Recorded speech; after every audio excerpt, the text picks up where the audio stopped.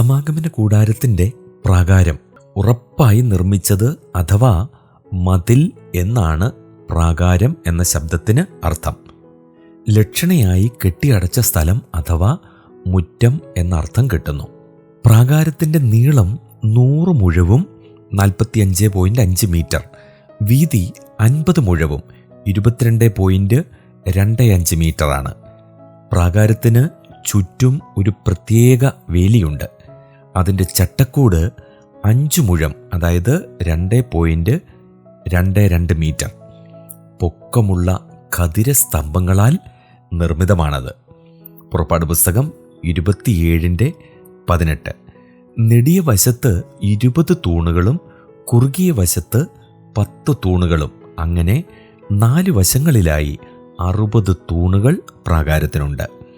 തൂണുകൾ തമ്മിലുള്ള അകലം 5 മുഴമാണ്, 2.22 മീറ്റർ. താമ്ര ചുവടുകളിലാണ് ഈ തൂണുകൾ നിൽക്കുന്നത്. പുറപ്പാട് 38:10. ഓരോ തൂണിനും ഈ 2 താമ്ര കുറ്റികളുണ്ട്, ഒന്നകത്തും ഒന്ന് പുറത്തും. വീണു പോകാതിരിക്കാൻ തൂണിനെ കയറുകൊണ്ട് തറയിൽ നാട്ടിയ ഈ കുറ്റികളിൽ ബന്ധിച്ചിരുന്നു.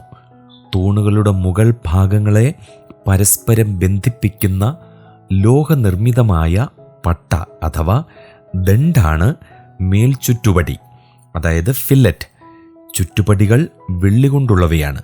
പുറപ്പാട് 38:10-12 വരെ, 17-19 വാക്യങ്ങൾ. മേൽചുറ്റുപടികളിൽ കൊളുത്തുകൾ ഘടിപ്പിച്ചിരുന്നു, ഹൂക്സ്. പ്രാകാരത്തിൻ്റെ മറശ്ശീലകൾ ഈ കൊളുത്തുകളിൽ തൂക്കിയിട്ടു. തൂണുകളുടെ കീഴ്ഭാഗത്തും കൊളുത്തുകൾ ഉണ്ടായിരുന്നു. മറശ്ശീലകളുടെ കീഴ്ഭാഗം അവയിൽ കൊളുത്തിയിട്ടു. പിരിച്ച ലിനൻ കൊണ്ട് പ്രാകാരത്തിന് മറശ്ശീല നിർമ്മിച്ചു. തെക്കുവശത്തെ പ്രാകാരത്തിന് 100 മുഴം, അതായത് 44.5 മീറ്റർ. വടക്കുവശത്തേതിന് 100 മുഴം, പടിഞ്ഞാറ് വശത്തേതിന് 50 മുഴം, 22.25 മീറ്റർ. കിഴക്കുവശത്ത് വാതിലിന് ഇടത്തും വലത്തും 15 മുഴം വീതം എന്നിങ്ങനെയാണ് മറശ്ശീലയുടെ അളവുകൾ. 6.67 മീറ്റർ. വാതിലിൽ നിന്ന് എല്ലാ മൂലകളെയും ചുറ്റിത്തിരിച്ച് വാതിൽ വരെ ഒരു നിരന്തരമായ മറയായിരിക്കേണ്ടതിന് അറ്റം തുന്നിച്ചേർത്തിരുന്നു.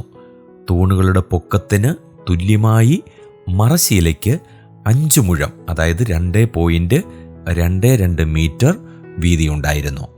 പുറപ്പാട് പുസ്തകം 27:9-15 വരെ, 38:9-17 വരെ. പ്രാകാരവാതിൽ കിഴക്കുവശത്താണ്. ഈ വശത്ത് 10 തൂണുകളുണ്ട്. നടുവിലുള്ള 4 തൂണുകളുടെ സ്ഥാനത്താണ് വാതിൽ. തൂണുകൾക്കിടയിൽ 5 മുഴം അകലമുണ്ട്, 2.22 മീറ്റർ. വാതിലിന് 20 മുഴം നീളവും 8.9 മീറ്റർ, 5 മുഴം ഉയരവുമുണ്ട്, 2.22 മീറ്റർ.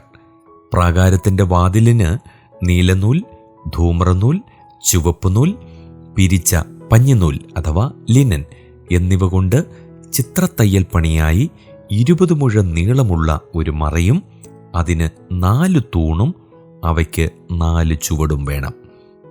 പുറപ്പാട് പുസ്തകം 27:16 വാക്യം, 38:18 വാക്യം. പ്രാകാരത്തിൽ പ്രവേശിക്കുന്നത് മറ ഉയർത്തിയാണ്.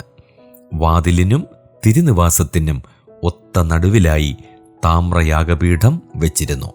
സമാഗമന കൂടാരത്തിലെ ഉപകരണങ്ങളിൽ വച്ച് ഏറ്റവും വലുത് താമ്ര യാഗപീഠമാണ്. യാഗപീഠത്തിനും തിരുനിവാസത്തിനും മധ്യേയാണ് താമ്രത്തൊട്ടി. 30-18 വാക്യം.